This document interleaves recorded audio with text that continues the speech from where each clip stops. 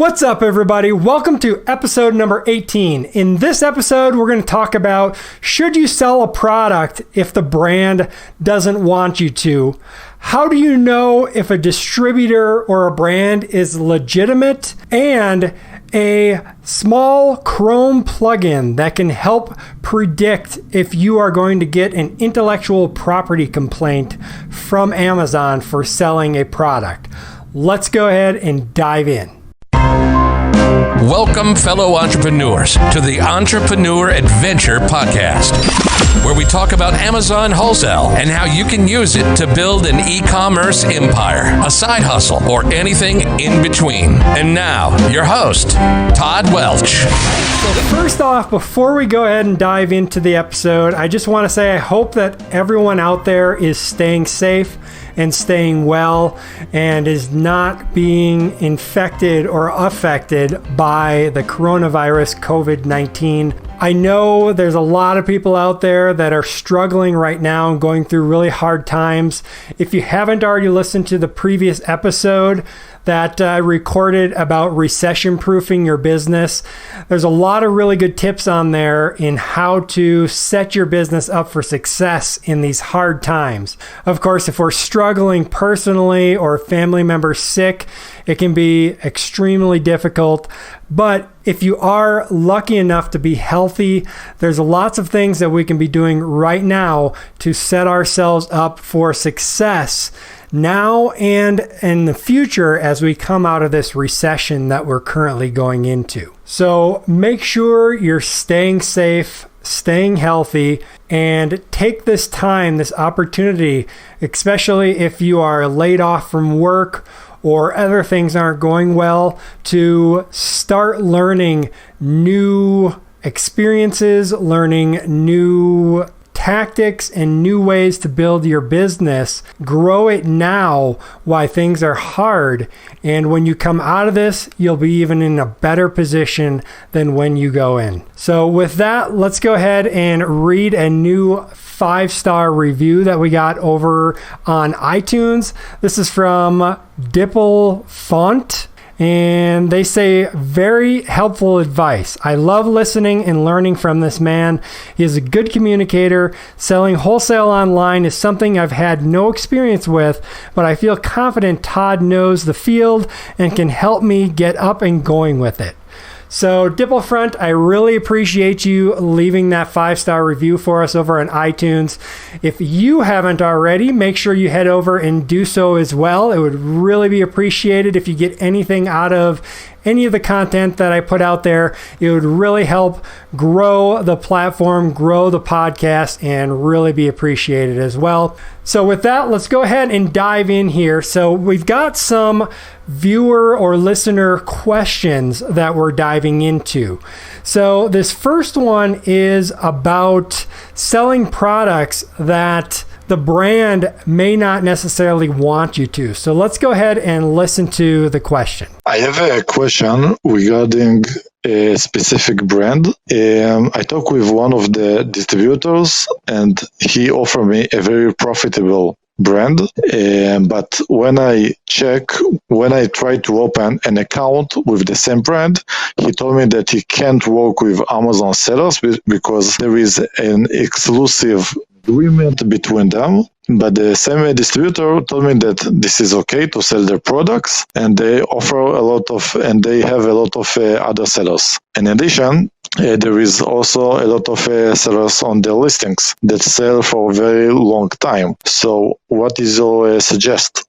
Thank you. All right, Amir, thank you so much for that question. I really appreciate it. Let me know in the future where you're from if you're leaving a question so I can know where everybody's coming from. But I really appreciate the question. It's a really good one because it's definitely something that we can run into. Distributors are companies that sell lots of other brands. So they're authorized distributors of different brands. They are not as worried about you selling on Amazon as the brand might be themselves.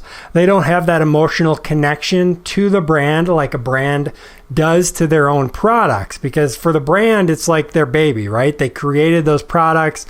They want to make sure they're being represented well. Where with a distributor, typically you're working with a sales agent who's getting paid to sell more. The more they sell, the more they get paid. So if you called and talked with the brand and they said they have an exclusive agreement with someone, I would first ask them when they signed that exclusive agreement. And if it's recently, then they may just be trying to get people off the listing. So that's why there's lots of other sellers, as you said, on the listing. Now, if the exclusive agreement that they've had has been in place for quite a long time and there's still lots of sellers, you could potentially take that opportunity to ask them, do you mind if I ask what the exclusive seller is doing to help you get these other sellers off of the listing? Because if they've had this exclusive agreement for a long time and there's lots of other sellers on there, then maybe that exclusive company, the company that has that exclusive agreement, is not doing a very good job in policing their agreement and helping this brand on Amazon. I would also, look at the listing. What does the listing look like? Is the listing really nice? It's got all 8 pictures. It's got some nice infographics. It's got a video, really nice A+ content, the really nice web page style content for the description. What does the title look like? Does it include keywords and is really easy to read? And the bullet points, do they have lots of benefits as well as features in them? So overall, how good is the page? If the page is really good and it looks really nice, then the exclusive company is probably doing a pretty decent job.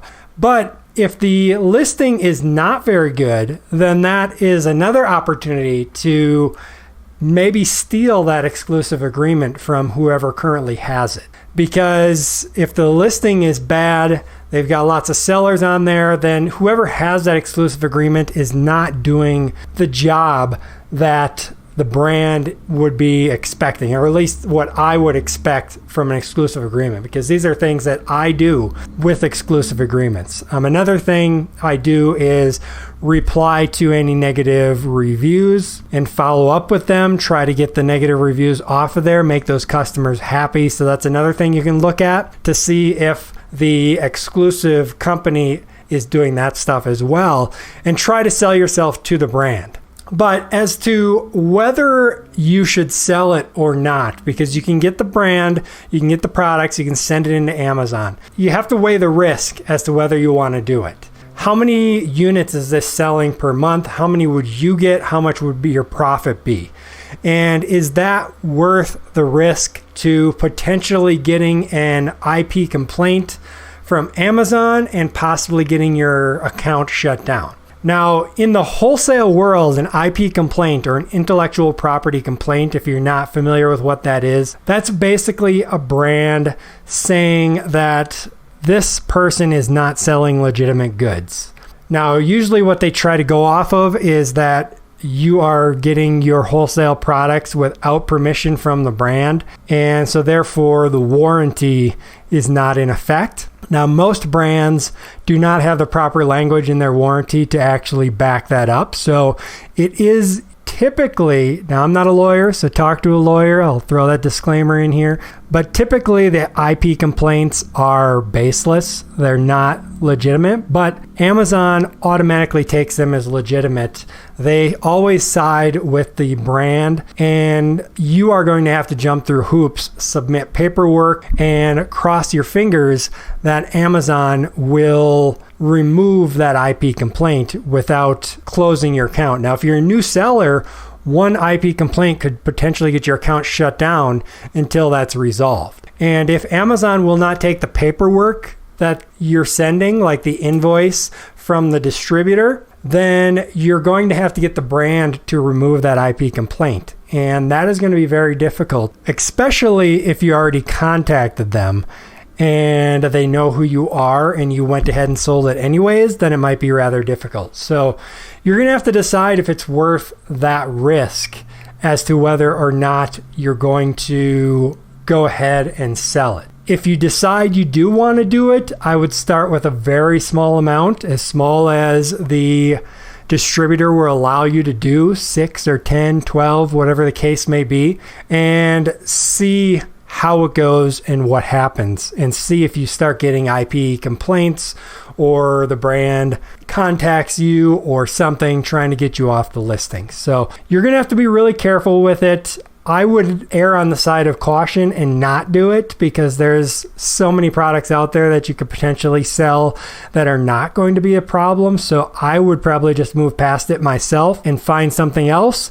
But that's something you're going to have to decide and weigh those risks to see if that's something you want to do or not. All right, Amir, I hope that answered your question. If not, shoot me another email or shoot me another message on SpeakPipe, and I can address that on an upcoming podcast as well. And if you want to get your questions answered on the podcast, no matter what they are, I want to hear them. Let me know so I can answer them on an upcoming podcast. Just head on over to entrepreneuradventure.com/ask.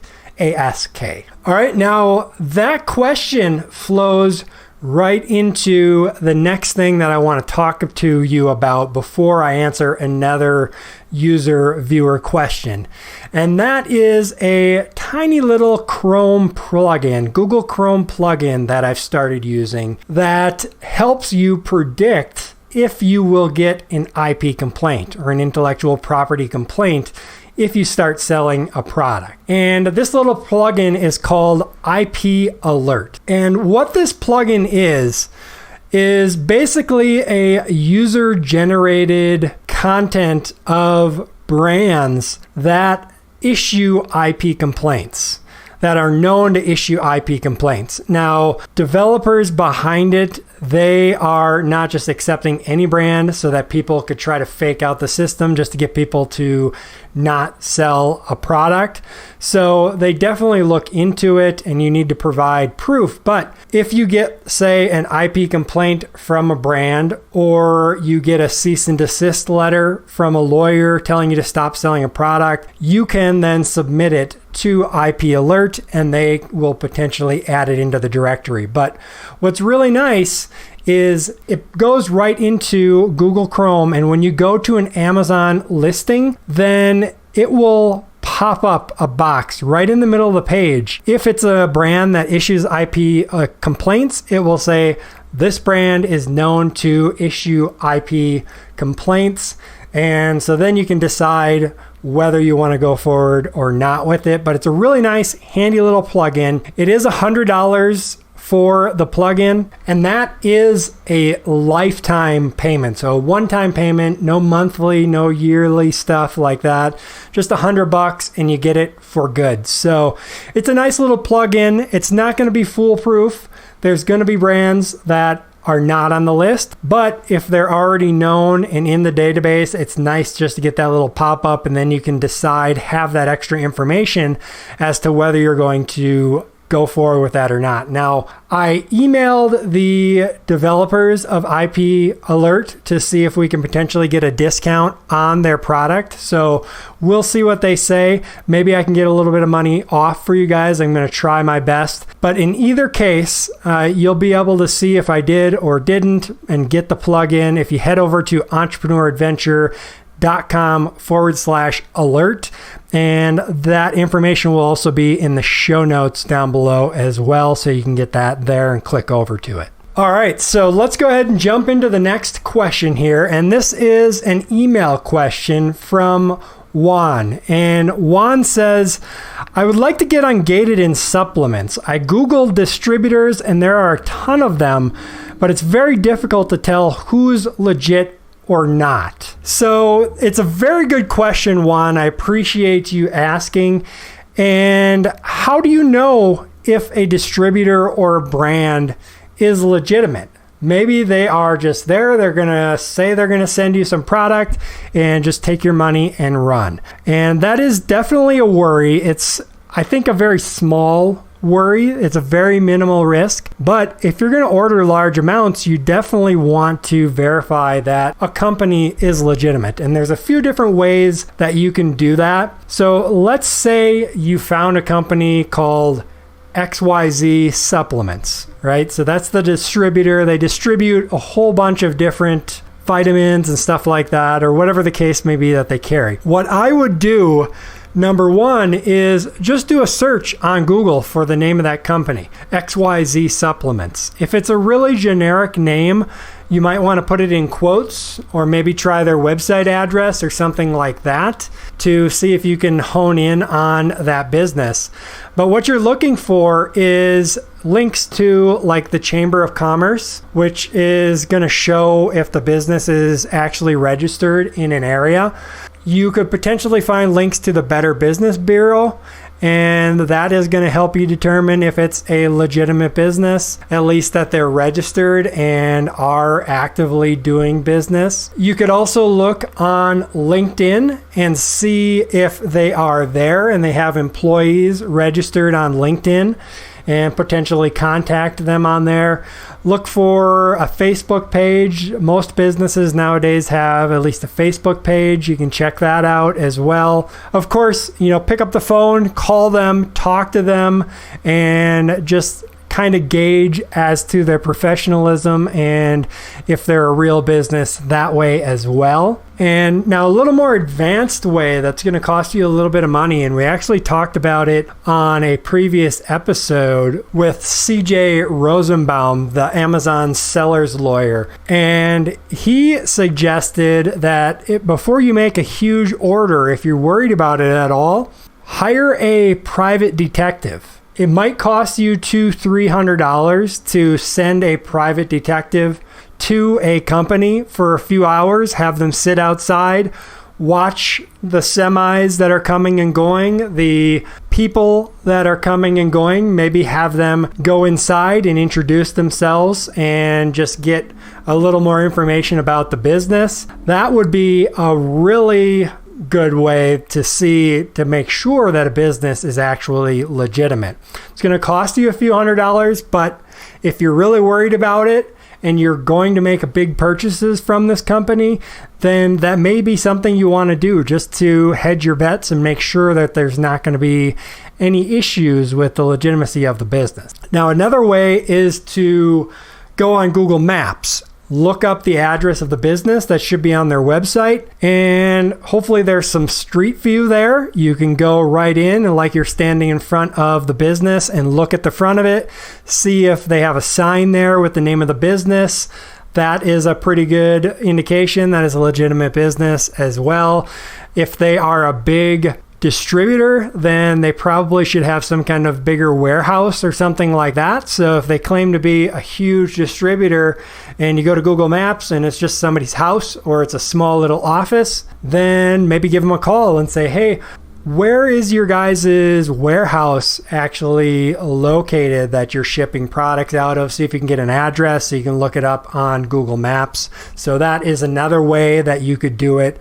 Lots of little ways just to verify the legitimacy. If you're still worried about it, then you have a few options. You can either not order from them and go find another distributor, or make a small order. And I always recommend doing small test orders anyways, but just start out with something small. Place a $100 order. Even if their minimum is $500, get them on the phone and say, hey, we just want to test the market. Even if I have to pay a higher price, can I get this product, a case of it, for the $100 and just this one time so I can test the market, get my own numbers, and then in the future we'll order bigger quantities and see what they say. They might say no, they might say yes. It's really hard to say, but that way you can hedge your bets as well. If they require a $500 minimum and you're trustworthy enough to make the $500 minimum or $1,000 minimum, then give that a shot before you do like a $5,000, $10,000, $20,000 order with them. So just kind of work your way up and get to know them, build that relationship, right? That's what wholesale is all about, is building that relationship, know, like, and trust both ways. Your salesperson at the distributor, and they need to know, like, and trust you, have some information about their family life, know what kind of pets they have, what their hobbies are, and things like that. Make notes of those as well. So now we're getting a little more into the relationship building and stuff like that. I have never ran into an issue yet with a supplier or a brand, but I'm positive that people have. So it's definitely something that you have to worry about. I think it's a minimal risk, but do those things that we talked about there, and you're going to hedge your bets. You're going to minimize your risk and hopefully not have any issues going forward. All right, Juan, so I hope that answered your question. If you have any other questions, make sure to leave us a question over there on SpeakPipe or shoot us an email. And again, if you want your questions answered, entrepreneuradventure.com/ask. I would love to answer it on an upcoming episode here. All right, so that is the end of the episode here. Nice, short, and sweet. One other thing I wanted to mention as well, I actually am working on a small group coaching package, as I've mentioned on some previous episodes. I'm hoping to release more details on that in the next couple weeks. But if you want to get on the wait list and be the first to hear more information about it and be the first to have the opportunity to get into that, then make sure you head on over to entrepreneuradventure.com/group or click that link down in the show notes and you can get on that. No requirements or anything like that. Just get on that wait list if you're interested at all, and I will get you more information as soon as possible, and then we can work together building your Amazon business, make sure you're on the right path, teach you all the secrets and tips that I know and I've been doing in my business so that you can do it as well. Again, entrepreneuradventure.com/group, and the show notes for this episode are at entrepreneuradventure.com/18, so you can check those out as well there, transcripts and everything else on this episode. So with that, stay healthy, stay well. This is Todd Welch with the Entrepreneur Adventure signing off. Happy selling, everybody. This has been another episode of the Entrepreneur Adventure Podcast. Thanks for listening, fellow entrepreneur, and always remember, success is yours if you take it.